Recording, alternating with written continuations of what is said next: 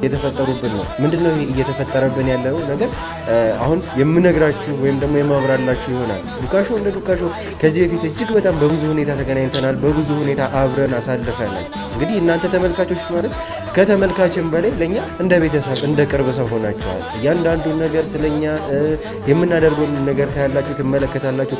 ስንጠፋ ለምን ጠፋችሁ፣ ምን ሆናችኋል ብላችሁ ያለውን ነገር በሀሳብም በኢንቦክስም ጭምር ትገልጹልናላችሁ፣ ትደግፉናላችሁ። እኔም እንግዲህ ሰሞኑን የደረሰብኝን ነገር ታውቃላችሁ። የገዛ ወንድሜን ዳንኤልን ነበረ ያጣሁትና ከዛ እንድጽናና ከዛ ሁኔታ ውስጥ እንዳገግም የረዳኝ እውነት ለመናገር ማንም አይደለም እናንተ ውድ ቤተሰቦች ይላል።